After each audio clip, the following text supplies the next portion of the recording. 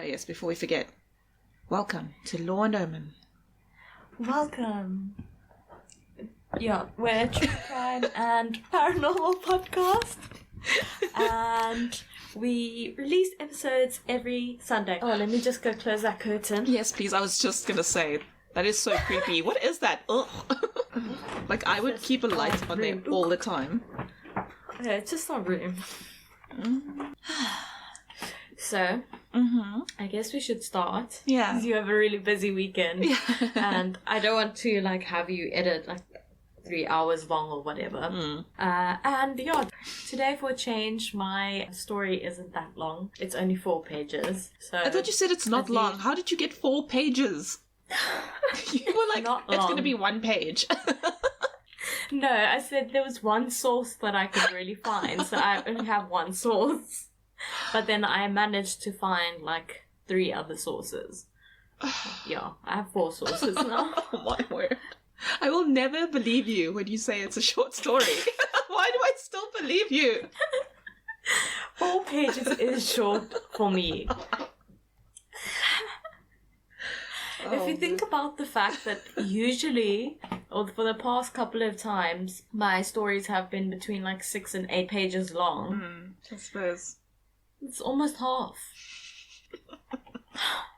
So, before I start, I just want to give my usual disclaimer. The following stories contain graphic content and might not be suitable for everyone. The sources I used to find the information will be listed below, and everything I say is my own opinion unless it is stated as fact. And then obviously I mean no disrespect to anyone I speak about, and the podcast is for educational purposes only. Educational. I must cover myself because, I don't want people to think we're doing this to profit off of other people's misery. Of course. You know what I mean? Yeah, no, definitely not. But educational just sounds like we're teaching people things, and that's probably not happening. Well, then again, we've had a lot of cool fun facts, things we've learned, about shells. Yeah. True, I was thinking this afternoon, I should really restart that whole situation. But today is not the day. No. So today we are going to be, like I always do, I name the case after the victims. So today's case is about Evelyn Chalmers, Ethel Marais, Dorothy Tarling, Evangeline Bird, and Mary Hoets. Bird and Hoets. Obviously. Sorry. That's incredible. Hoets. Oh yeah, oh my goodness, I didn't even think about that. I only thought about, have you seen Ozark? No. Okay, well, the main character family's surname is Bird. Marty Bird. Nice. Anyway. Oh, sorry. This is the last time I'm going off on a tangent. Did you see that there's new episodes of Grace and Frankie? No. I've been watching Selling Sunset. Fuck, I love It's so good. Selling Sunset. I was just now, while I was waiting for you, I was watching the reunion of nice. season 5. What season are you? I just started 2. Oh, I love Selling Sunset. I ran out of the Kardashians. It's only season 5, season 5 to 10 or something like that on Netflix. So now I have to find 10 till whatever, the most recent one. Where am I supposed to find this? What the hell, Netflix? Oh, yeah. And aren't they on a different network now as well? I think, yeah, Hulu or something. Yeah. I'll have to pirate it. Yeah. Selling Sunset is one of the... That's so good. Only, reality shows that I actually really liked. Yeah. Just because I love seeing the houses. I think that it's an utter waste of space and money and resources. But... they're pretty to look at, and it's insane how much commission you get on those houses. But apparently Jason and Brett take a percentage of the commission. So so the agents don't get the full commission. Well, that sucks. I know, it's that's the brokerage model, I guess. Yeah. I like Selling Sunset, and then I love Survivor. Love watching Survivor. It's such a different combination. I know, it's very opposite. Although I haven't watched really the American Survivor, I've only really watched South African Survivor because I want to enter it maybe. Could you imagine? I wouldn't do well. Anyway, because I am a bitch. Anyway. because you're so good at like surviving, you're so like down to earth and hardy, and you can like tough it out. No, I'm a bitch. No, I said I wouldn't do well in it because I'm a bitch. I thought that like you would do well. Bitch, you're just like I just cut everybody. I just feel like my face, like even though I'm quiet, I just feel like my face would give away everything that I'm thinking. Yeah. But I digress. Of course very we do. Intensely. Okay.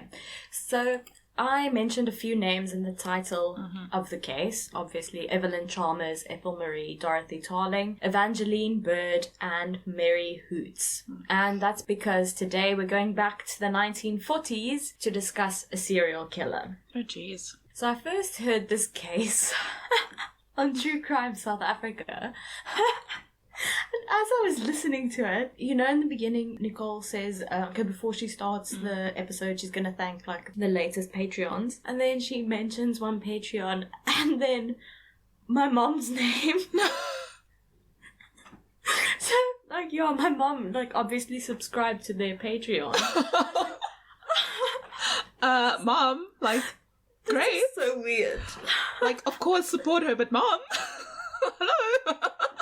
I don't think my mom listens to me us anymore.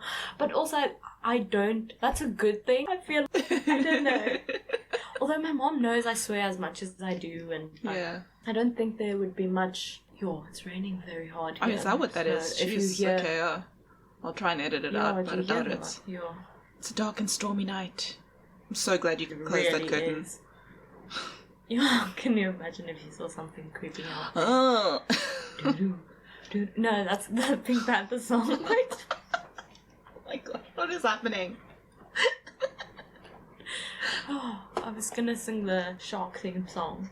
Anyway, okay. So yeah, I first heard this case from Nicole Engelbrecht on True Crime South Africa, and it's also one of like the only resources that I could find on this case. I know Minky Pistorius wrote a book called Blood on Her Hands, and then my other source was Nicole Clare, which is a YouTuber that everyone should definitely check out. She has a lot of true crime content.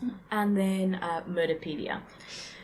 So, on the 14th of September 1940, Evelyn Chalmers was in her home located in Wellington Road, Wynberg. She was attacked by a young man who had broken into her home, and she started screaming, as you would, and this seemingly spooked the assailant, and he fled away on a bicycle.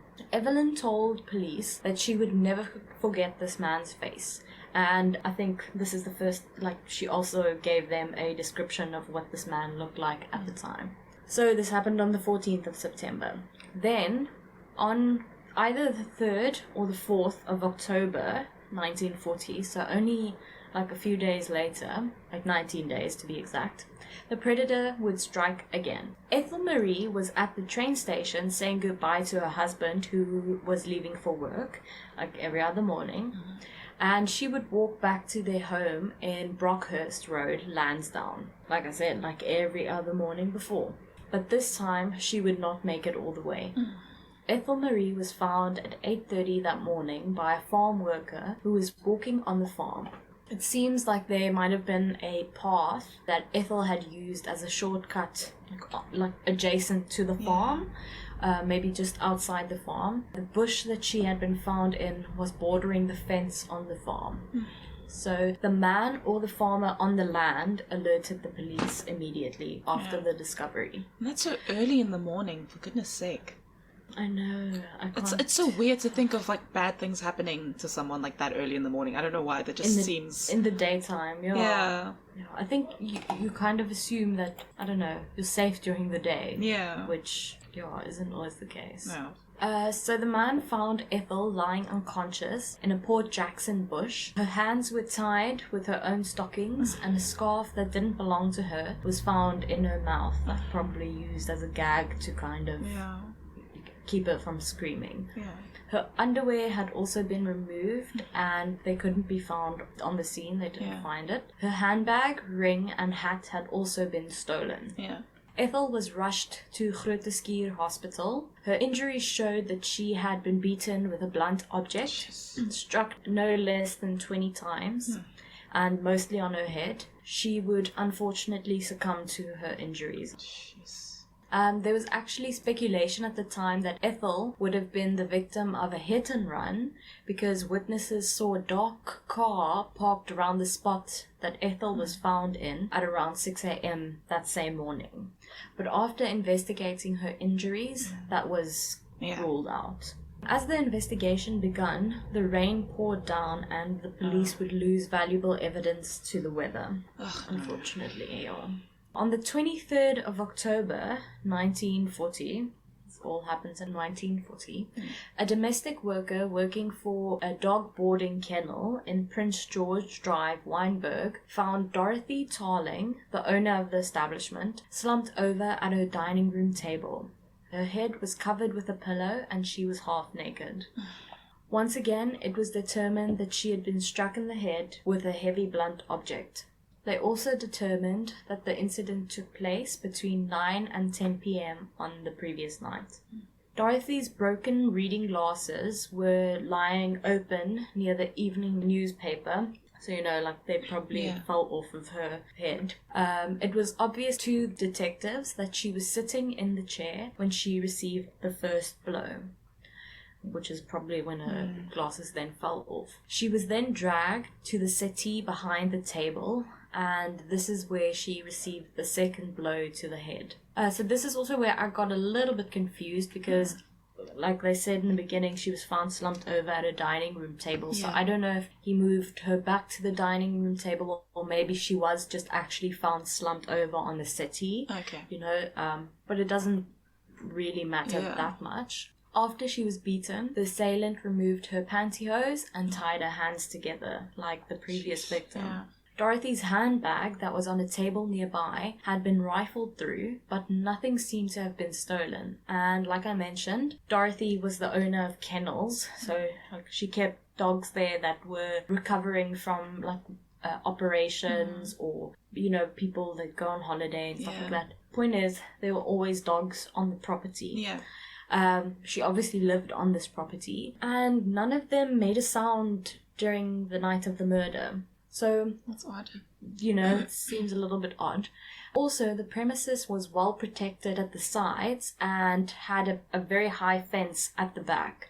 And it was unlikely that anyone could have entered the house from the directions where the dogs were situated without raising alarm. Yeah. An examination, however, showed that the culprit had climbed through the front bedroom window and made his way quietly through the house to the room where Dorothy was sitting. And this made police believe that the killer must have been there before, because he must have known where to get in, that the dogs won't be able to see him and things like that. They also retrieved an unknown fingerprint during this time at the scene. Although the police did find similarities between the two murders, they didn't investigate them together. They were still being investigated as separate cases. Yeah. On the 11th of November, so all of these attacks are happening about 19 days apart. They're very close together. So on the 11th of November 1940, around 10 a.m., Evangeline Bird was signing for a package that the delivery man, Ahmed Raoud, was dropping off. The house Evangeline was renting a room in belonged to a Mr. and Mrs. Oswald Spoorlander. Not long after Evangeline went outside to go and retrieve the parcel, Mrs. Spoorlander went to the kitchen to get a glass of water. And as she was drinking her water and looking out the window, she noticed blood and one of Evangeline's shoes on the porch outside.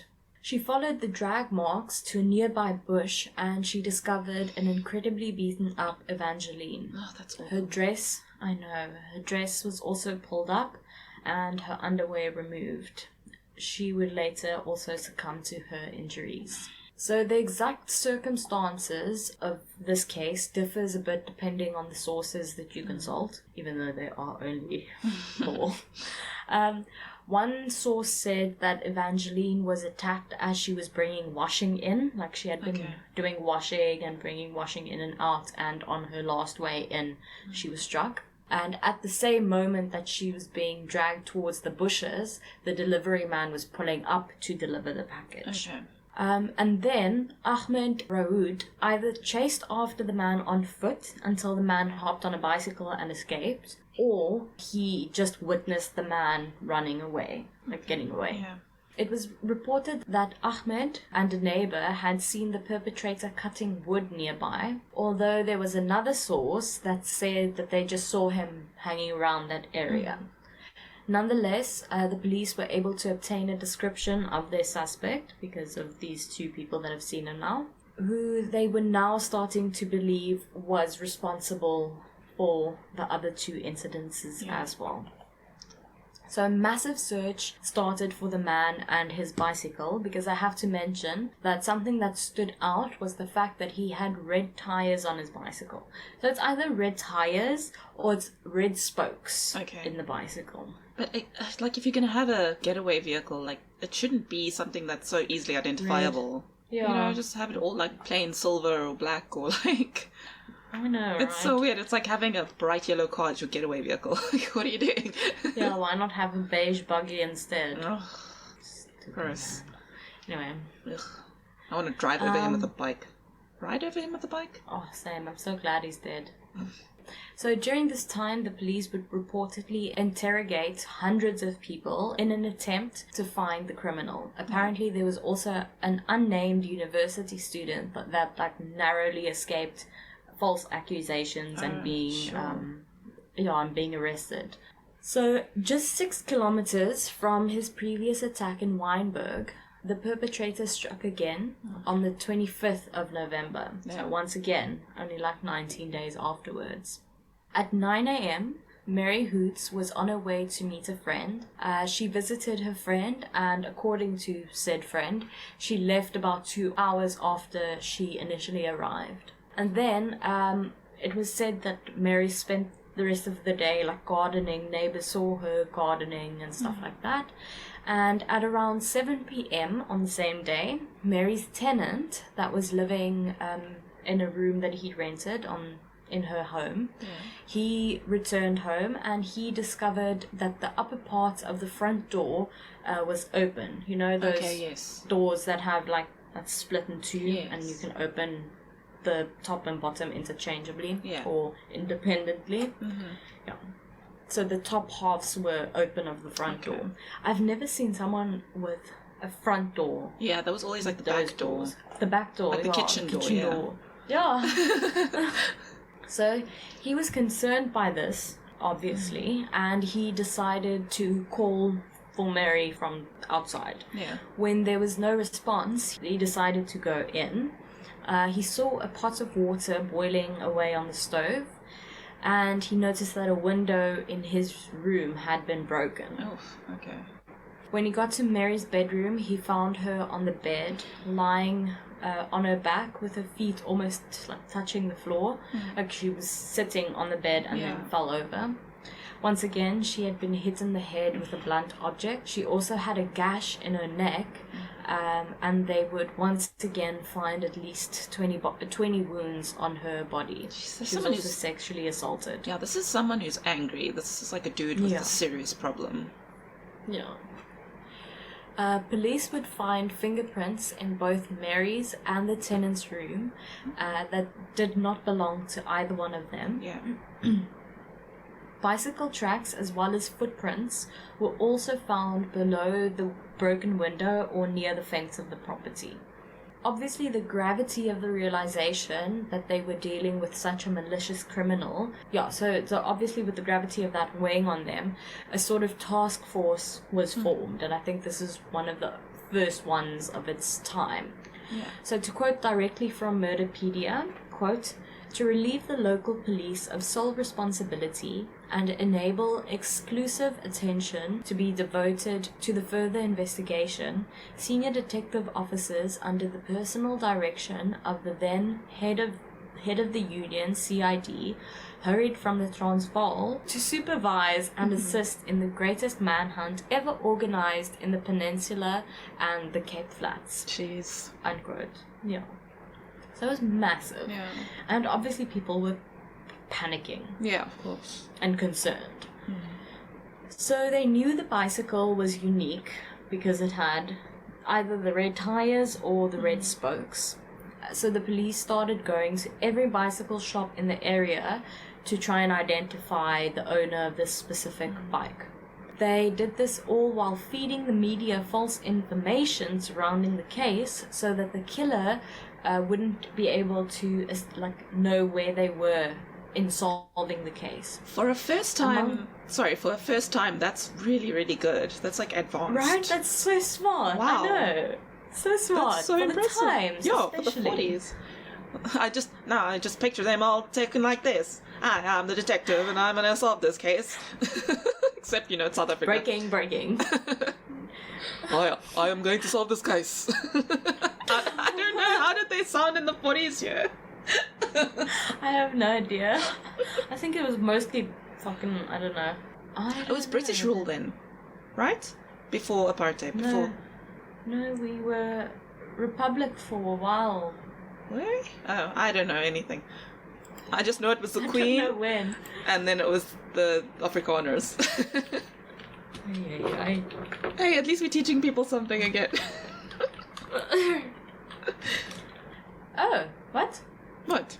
An official colonization of the country. But the era came to an end when the country became a republic in 1961. Oh, you were right. Wow. Why were they here so long? Why wouldn't they be? I mean, if you colonize something, you just, it's yours. You have people paying taxes to you, don't you? Just criminals. All of them. Not every British person is a criminal, Chanelle. I'm gonna tell your boss. All the colonizers were. Okay, so among the things that police would feed to the media is that they retrieved the left thumbprint of the perpetrator on the scene of the crimes, on one of the scene of the crimes, but they actually had the right thumbprint. So you would cut off the wrong finger.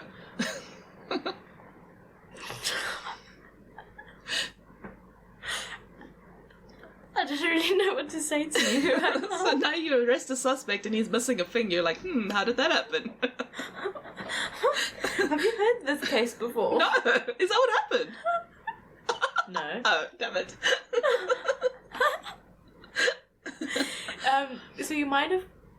Okay, so you might have noticed that each attack happened only a few days apart. Yeah. Like around 19 days. I think one of them was 14 days.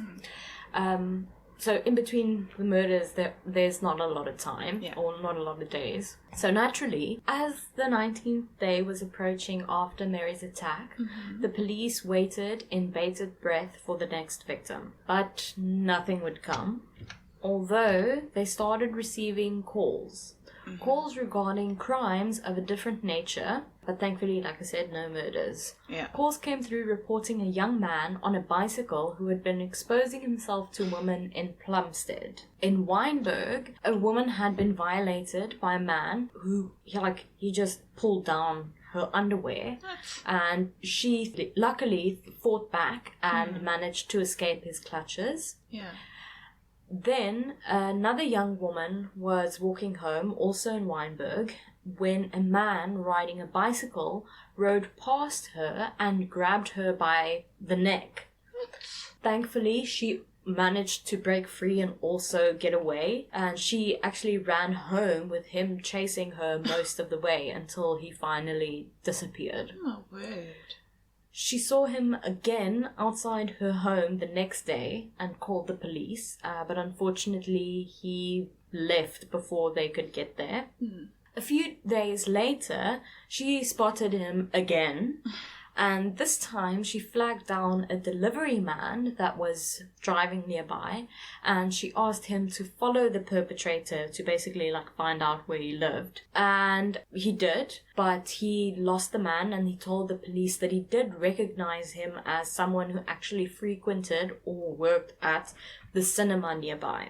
So police decided to stake out the cinema, and they actually managed to arrest their suspect eventually. So the guy that they arrested was called Gamal Salie Lineveldt. Police arrested Salie only on the 3 previous assault cases that I just spoke about. So the indecent exposure and the 2 assault cases.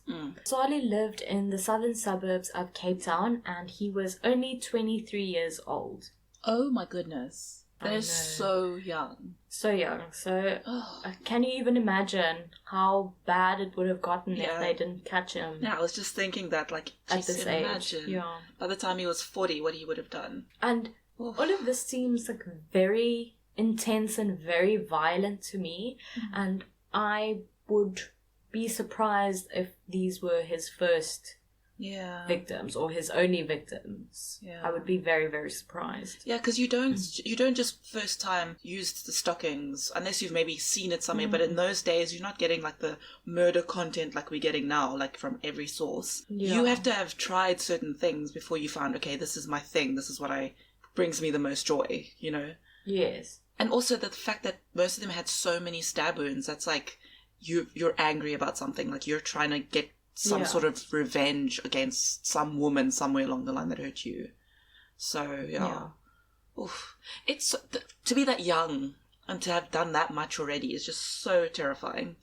And, like, to work at a cinema, like, you just go there with your friends and you don't realise, like, you're being staked out or potentially, you know, it's terrifying. It really, really is. It's very scary.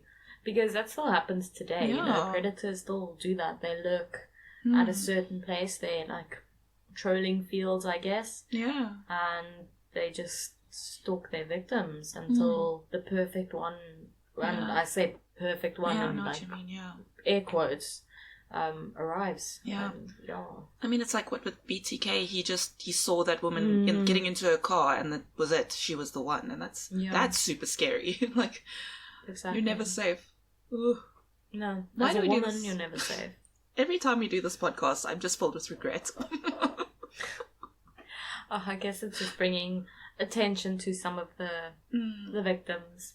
Yes, for sure. And did you see that there was a protest in Cape Town about gender-based violence? Like, no, I didn't see that. Which is obviously still a fucking issue in Cape Town, in South Africa, or well, most places in the world, I'd argue. Yeah.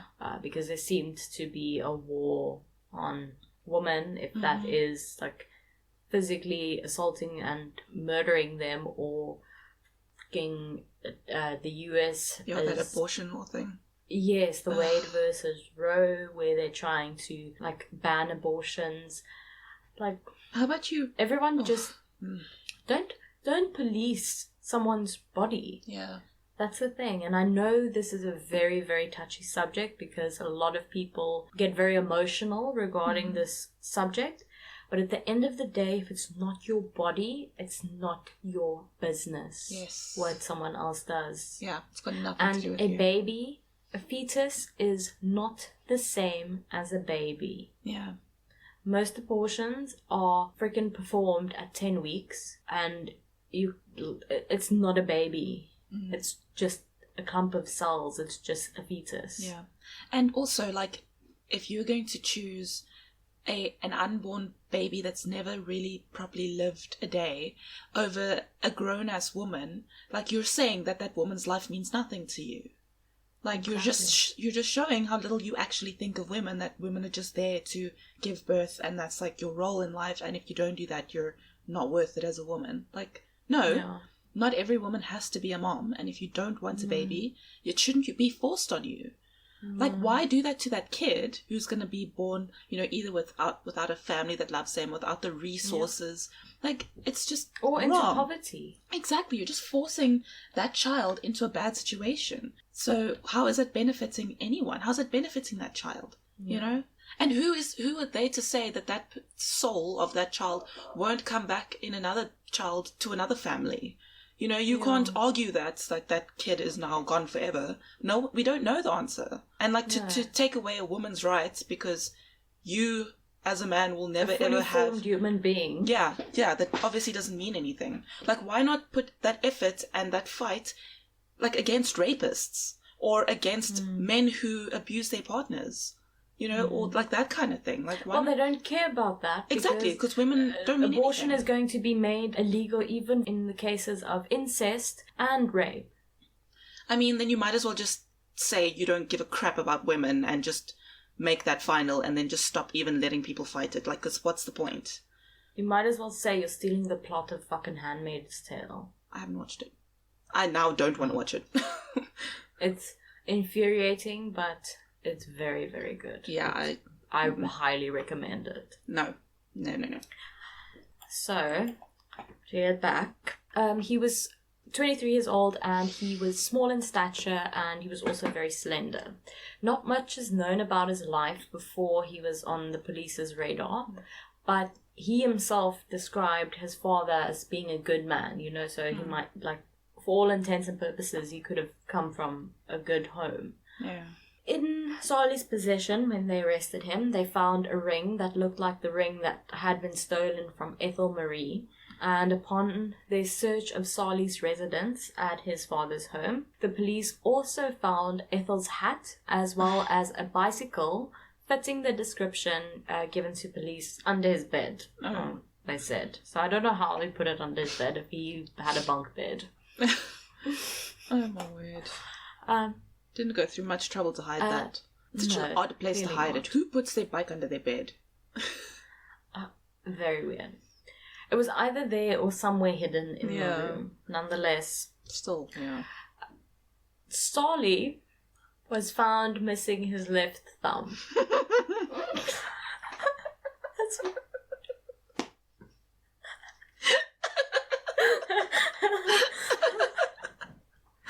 So I don't know how you predicted the missing left thumb. Oh my goodness. But you were really in his head there. You really, like, climbed into his head. That is so insane. Oh my goodness, that is so funny.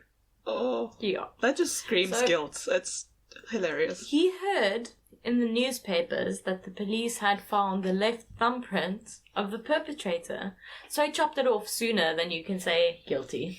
Oh my word. Well, that must take so much, like, to chop off a piece of your body. I couldn't do it. Never. I would, like, so we know... put bleach on my thumbs or something, like, but I wouldn't cut it off. Like, just, like, scratch my thumb against the wall. Sandpaper or something. Yes. Oh, no, that's just as bad. That almost prolongs it. I suppose. Burn your fingerprints off with acid. Don't do that. Ouch. Just don't do crimes. Don't commit crime. Yeah, just don't. Think about it. Really think about it. Come on. But not too long, because that's premeditation. Isn't... Sorry. Yes.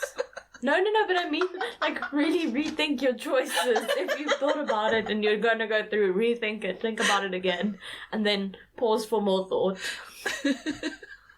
Okay, so we know that it wasn't true that the police had the left thumbprint and that they actually had the right thumbprint. So when they compared the thumbprints, they matched. So you just, like, left them with the only print that they really needed. They really made the job easy. These cops are amazing. Wow. Evelyn Chalmers was the only person who was actually able to identify him in a lineup. The other two witnesses, Ahmed and another neighbour, weren't able to identify the man. Okay. But Salie admitted that he had committed the crimes.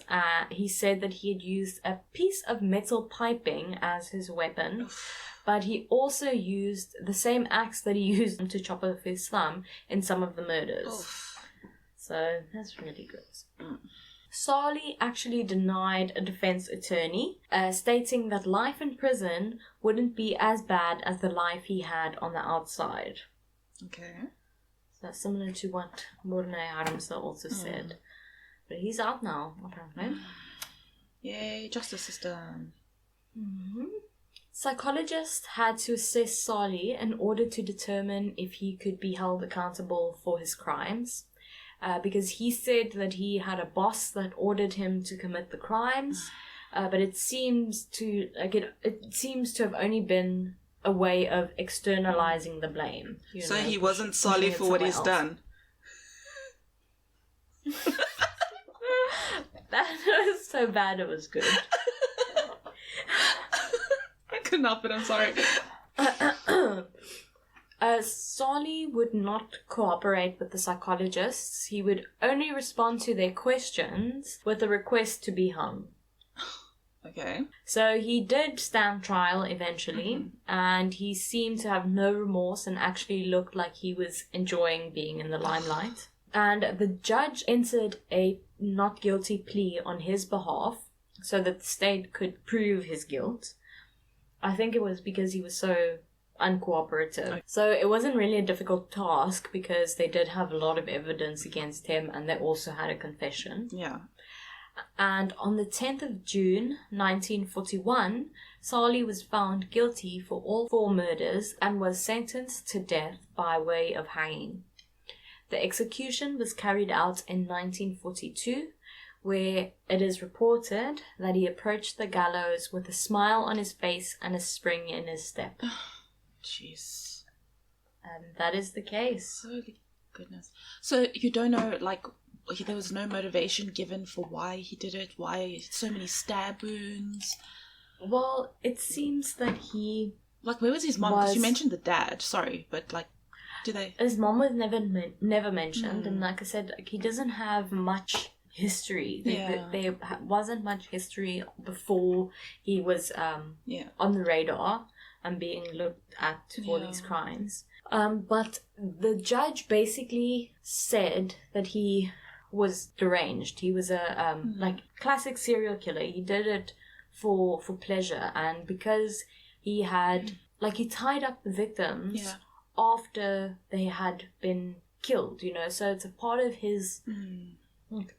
I hesitate to say fantasy because it sounds so gross, but it is like was just a sexual predator and a serial killer. He was maybe a final act of control over a woman, you know. So that's why I'm thinking, like, maybe because you said like he thought kind of highly of his dad, so maybe the mom left or the mom did something.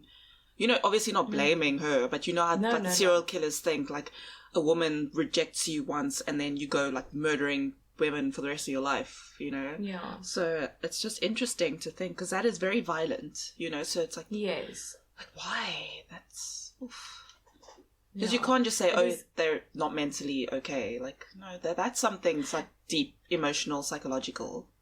Exactly. And I mean, I think that's why I also think that these couldn't have been his first crimes, because I think it's something that you kind of build up to, or that they kind of build up to, and I also hesitate to say experiment with, but they do. You know, I don't really know any other way of describing it, like, because it's almost, I feel like a fantasy, like it's a way of getting off, and I know that sexual assault and rape isn't always, hardly ever, to do with the actual sex, but more about like exerting power over the victim.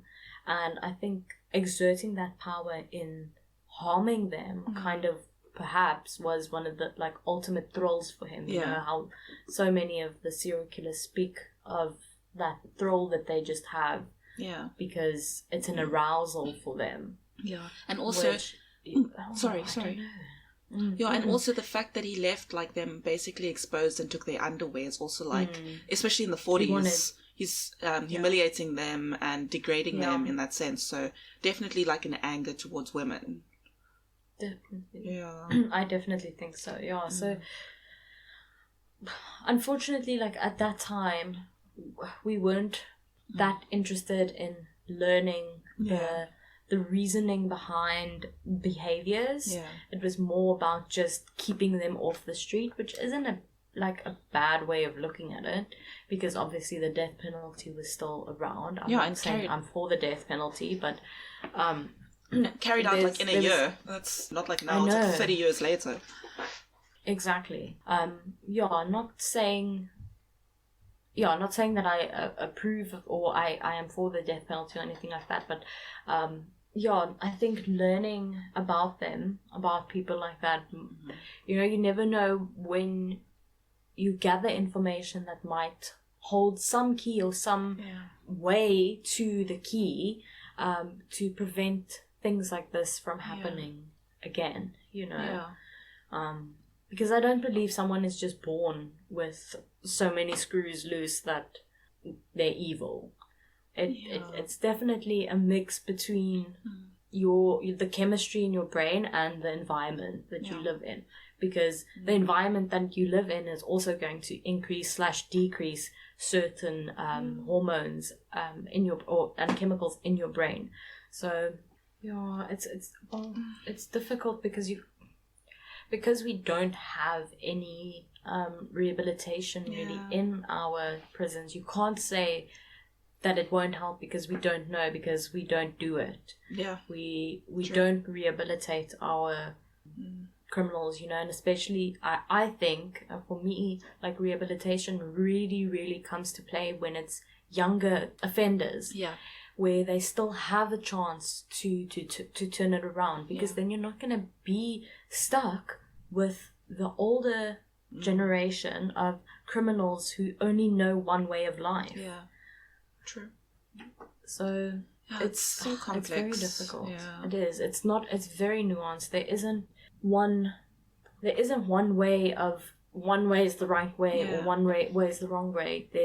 I think there's a lot that still needs to be explored, and there's a lot that we still need to implement. But unfortunately, until the corruption goes away, I don't know when that's going to happen. And that's the problem, because it's the average person that is really suffering. That's all on you, kid. Oh, Lord. I need more wine. My glass is empty. Okay. I'm going to go wee. Yay!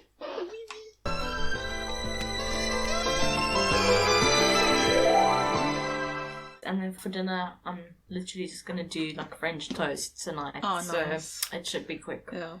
Bas got us pizza earlier, so. But I bought... I'm secretly hoping Pat surprises us with food. Sorry. Nice. Yeah, no, I was going to say I bought sweet potato because I really want sweet potato fries. So I really want to do that. But now I just have to make myself actually cut it and bake it. Oh, yeah. It does take, like, some effort, especially cutting the sweet potatoes. Yeah. Oh, do you know what I hate cutting? Butternut. Oh yes, that's the worst. That's always... so difficult. I remember such a weird shape.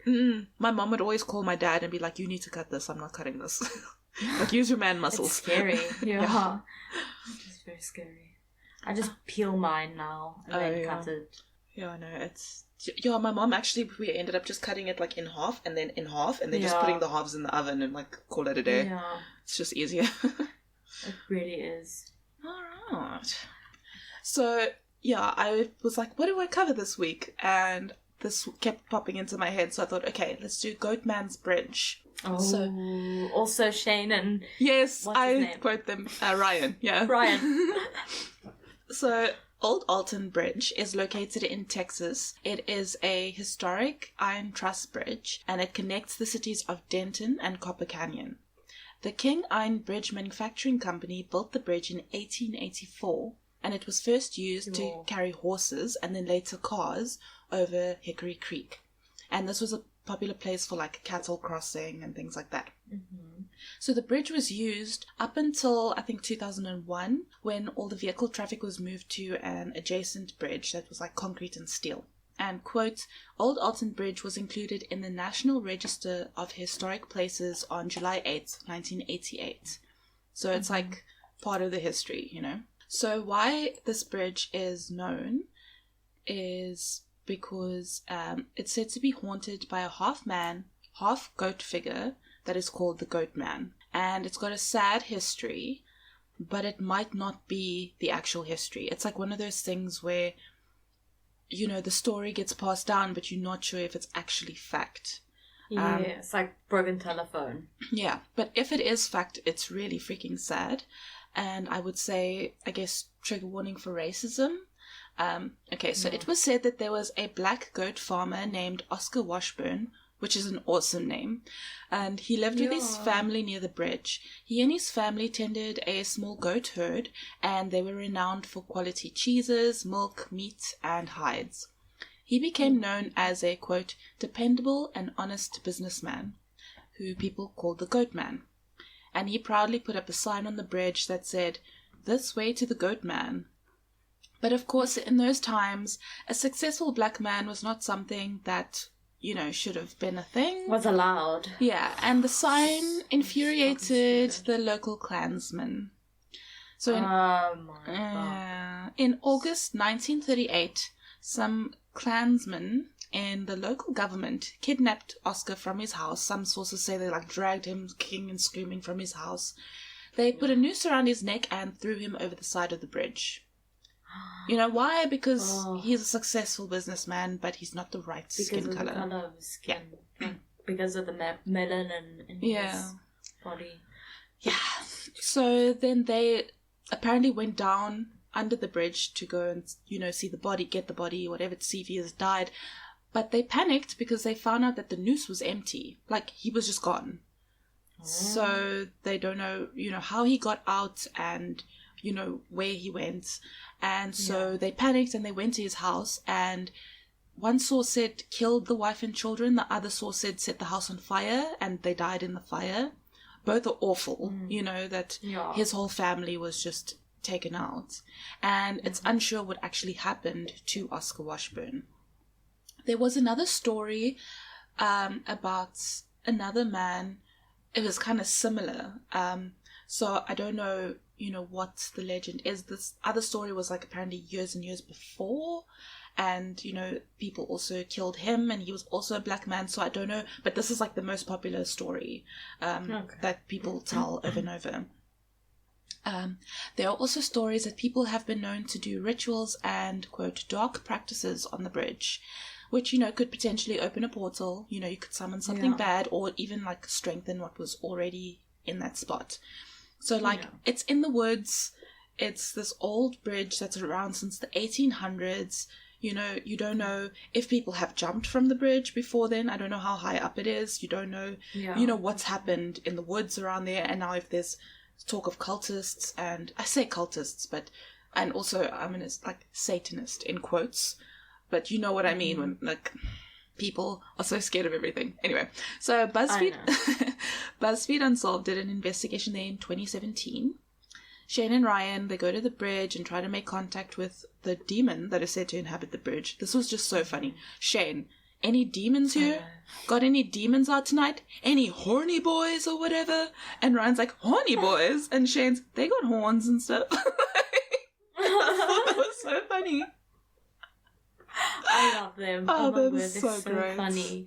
Just because they're both so opposite. Yeah, it's really great. As well, especially when it comes to the paranormal. How chilled Shane is when he does the alone part of the investigation. And how Ryan just sweats absolute bullets.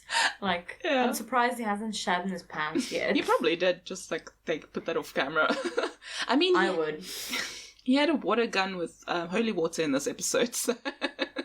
I know. Oh, it's so adorable. Okay. So some people have reportedly heard a growling voice that says, "Get off the bridge." No. There were apparently 2 boys or men, wasn't very specific, that were on the bridge. They heard this voice, and the one ran, off the bridge, while the other one stayed there. So the one is standing kind of off the bridge, and he's looking back at his friend that stayed, and he saw his friend kind of being dragged towards the railing, and then get flipped off the side. I don't know. What happened? I don't know. That's all the information they gave, which is really, guys? Really left it on a cliff. Yeah. Oof. I thought I was the one doing bad jokes today. So, in line with the stories of the, quote, satanic sacrifices, they say that there's a pet shop in the surrounding area that had to stop selling cats since there were so many cats being sacrificed in the area. In the woods, they were finding dead cats and things like that. And it's just so freaking sad. Why? If you do magic and stuff, that's great. Do your religion and your beliefs like you want. But why do you have to kill anything? Why do you have to kill an animal? I don't think it's a valid religion if you need to kill other living beings. Yeah. I'm sorry, but leave that in the Old Testament. Yeah, exactly. We're not the Incas. We don't have to Yeah, we know better. Come on. There's no need for sacrificing a life. Who are you? Yeah, if you really want to do blood magic, use your own blood. Like, at least, if you're going to hurt anyone, hurt yourself. No, but like... Did you hear Megan Fox and Machine Gun Kelly, like, drink each other's blood or consume each other's blood? That's one way to get hepatitis. She said, granted, like, only a few drops at a time or whatever she said, but I'm like, that doesn't really matter, because that's fucking gross. Like, and you're a grown-ass woman, you're like 40 years old. Stop doing what is he, like, things. 20? Yeah, he is very young. He's just... I don't know anything about him, but every time I look at him, I just want to punch him in the face. Yeah, I don't know too much about him either, except that... I don't want to know either. He raps. But does he, or does he mumble rap, which is not really rapping? No, he doesn't... He's not the mumble rappers, but he still raps, I guess. I don't know. I'm so old, I don't want to be old, but, like, when it comes to things like that, I'm like, Megan, you were so great in, like, Jennifer's Body. Like, why are you what you are now? Like, what happened? You Lindsay Lohan so hard. Yeah. Poor Lindsay. Isn't she, like, in Dubai now? I don't know. Didn't she try to, like, adopt a kid and they thought it was, like, kidnapping? she tried to kidnap the kid. Like, she was on the street telling the mother to give her child to her. And she had a fake accent, like fake British accent or whatever accent she was trying to do. Oh, Lindsay. And she was, like, live streaming this from her own phone. America's dumbest criminals. Why do people live stream their crimes, their potential trafficking? Why do you live stream it? I mean, good, do it. You were frozen like... Oh, I can't see you, still frozen. Damn it. You're scratching your head in my picture. Oh, wow, that was long ago. I know. Oh, there you are. Hi. It returned when you were drinking your wine. Yes, just that is the cure to everything. Bassa had wine earlier and he's like, oh, is this everything? Or is there another box? I'm like, no, this is it. He's like, oh, we should have bought more. I'm like, yeah, but we also have to go to that party tomorrow, so I assume we're going to get more tomorrow. What are you going to drink? What? I was just picturing you and Bass going in a llama costume. Like, one of you is the butt and one of you is Okay, he is the butt because he farts too much and I'm not putting my face down there. My reasoning would be exactly the same. Like 2 nights ago, I literally farted myself awake. That reminds me.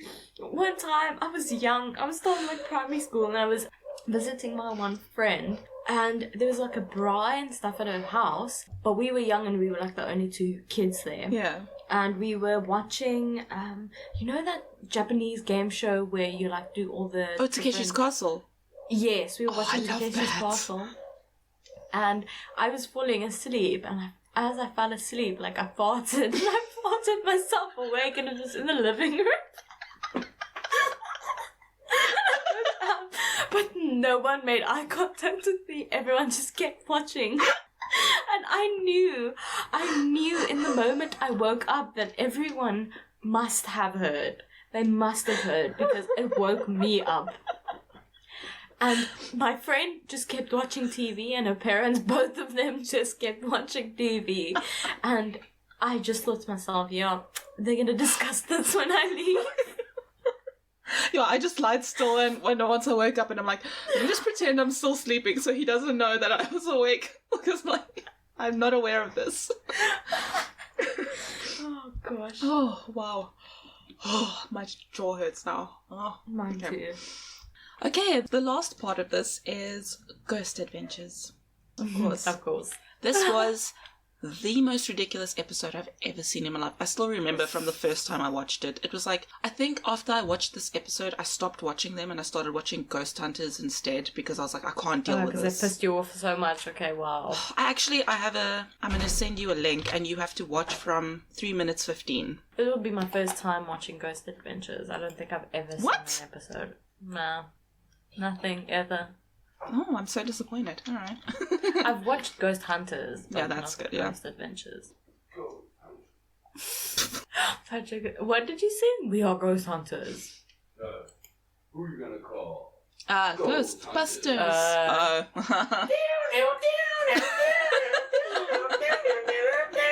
If it's not me singing on the podcast, it's my fiance. We just live in a very musical household. Oh, that's lovely. It's musical theatre day. It's like 3 paragraphs. Let me do this. Okay. Okay. So Zach is like, this is our most dangerous investigation yet. So they do mention something cool, which is known as the pentagram of blood. So basically you draw a pentagram over the US and into a bit of Canada, and it hits spots where significant things have happened. So there's cities and towns along the lines. They like sort of mark areas of tragedy, natural disasters, mass death, and things like that. So like the Bermuda Triangle, but just the pentacle of the US. Yeah, pretty much. Okay. So like it starts in, for the one line, for example, starts in Mexico City, where there was something called the Pyramid of the Sun, where they had like an altar for human sacrifices.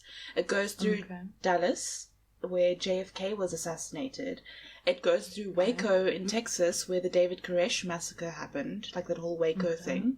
Goes through the Oklahoma City bombing area, and that line also passes through the place where they were going for their investigation, which is like Alton, Texas, where this bridge is. So it's like very interesting. It's kind of like a weird ley line, but it's like a above ground pentagram. Yeah. But I mean, I guess you could also argue that you can kind of like draw a pentagram anywhere and you'll find significant things that have happened in every place or town or whatever. My brain it's still food for thought. Sorry, what did your brain say? No, food for thought.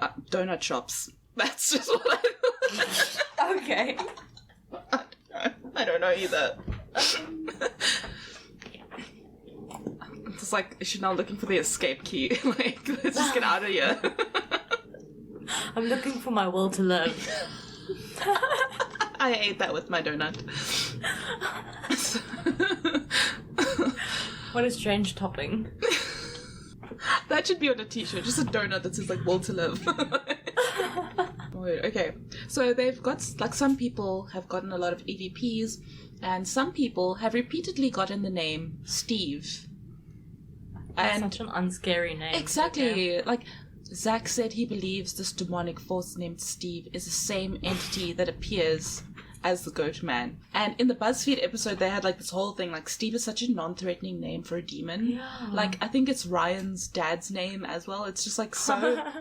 like, it's Steve. Steve is not... It's almost just like, it's like Jeff. Yeah, exactly. Like, it's not that scary. My name is Jeff. Yeah. So this is a quote. I just had to quote this because I was like, oh, Zach, I hate you so much. Quote, "We are in the woods surrounding Goatman's Bridge. After walking for miles and peering between thousands of branches that resemble the long, crooked fingers of the Grim Reaper, we can only sense the presence of something sinister watching our every move." It's like, geez, dude. He's so unnecessarily dramatic. It's not even funny. If he was in, like, the 1800s, he would be the greatest poet we've ever known. But, like, I can't... Zach and his crew did a sort of ritual to try and conjure the entity at the bridge, of course. Someone asked, who's responsible for what happened on this bridge? And a voice comes through saying, Steve. And then Zach is like... I don't think this is a good idea anymore. And then the 3 of them that were doing the ritual, Aaron and Zach were kind of like on the side, and Jay was the one actually in the circle doing this ritual. They get freaked out, they don't feel right, and Aaron's like, let's just go to the bridge. So then they close out the ritual and all that, and then as they're on top by the bridge, Aaron's running, he's like, something came at me, and Zach is like, okay, but your IR light is over here, and you ended up, like, on the ground, like, over here. It was, like, maybe a meter or so away. His jacket is torn up. His elbow is scratched up, like, it's open. So he clearly did fall, but, like, a distance away. So they kind of, like, oh, this Goatman spirit pushed him, kind of thing. Okay. Okay. But then, I literally have here a line that says, pause for Chanelle's eye rolling. So now you have to watch the video. Oh, he's literally not even touched. Just keep watching. It gets worse. Come on. What an idiot. I love how he's just lying face down on the bridge. Did you get to the Zach part where he's choking himself? Yes. That was when I was laughing so much. Okay. So... yes, what an idiot. Zach, like, grabs his own neck and starts kind of strangling himself, and they like, Zach, stop it, bro. And he's like, I can't, and he's pulling the most ridiculous faces, and it's just like, what are you doing? This is, like I said, this is the episode where I watched it, and I was like, I'm not watching the show anymore. This is ridiculous. You are making such a joke. He's also a grown man. Yeah. And he's doing this. It's so fucking funny. And then the part where he was lying, like, face down on the bridge, like grabbing at the wooden planks is just... So yeah, like, I get that you have to fake stuff for views, but that was a lot. It was too much. So yeah, that really just... Oof. I was like, this is a low point for you guys. So that's kind of... Yeah, like... I tried searching for other people's, their experiences on the bridge, and a lot of people were like, we didn't really feel anything when we were there. Like, it's just creepy. The story about Oscar Washburn is true. That's tragic and so, so horrible. And you know what? I, too, would come back and just be angry. You tried to kill me, and then you killed my family, my wife and kids. Yeah. Just because, I was a good business person? Because some people have said that they've seen a half man, half goat kind of thing. The one woman said it had a goat's face, the horns and that. And the thing is also, like, goats go with sort of satanic symbolism, you know? So it's, is it, or is this just born from the satanic panic and all that stuff, especially with apparently cultists doing sacrifices there and stuff. Look, if there was going to be a haunting, that would be the thing that causes a haunting, Yeah. And then, of course, if people are doing rituals and stuff, you don't know what they're opening, you don't know what portals or energy or whatever. So it's possible. But yeah, the Ghost Adventures the episode was not a very good investigation, if I can put it that way. No, it was a bunch of... It was bad acting, that... Playing, yes. I was just about to say play acting. Yeah. Like they're in college and they're trying to film a horror movie. Yes! Basically. Oh my goodness, it's the perfect way to look at it. It's like the Blair Witch that didn't make it. Yes, exactly. Oh, well, that was Goatman's Bridge. That was... we will be on all the major platforms for podcasts. And visit our website, lawandOmen.com. Law and Omen, yes, that. We have an email address, info@lawandomen.com, but you can also send a message on the website page. Yes. Yes. Or on Instagram or Facebook. Or on Instagram, Facebook, and we're at Law and Omen. Yeah, that's it. Not .com, on those. Yeah, do we have a TikTok? I think we do. We have Reddit that we don't use. Twitter that we don't use. Oh yeah, I need to start posting. Yeah, we're just everywhere, I guess, like herpes. So don't compare us to that, but yes, this was fun. Thank you for listening. I hope you have a great week. Yes, you too. Love you, bye. Bye everyone.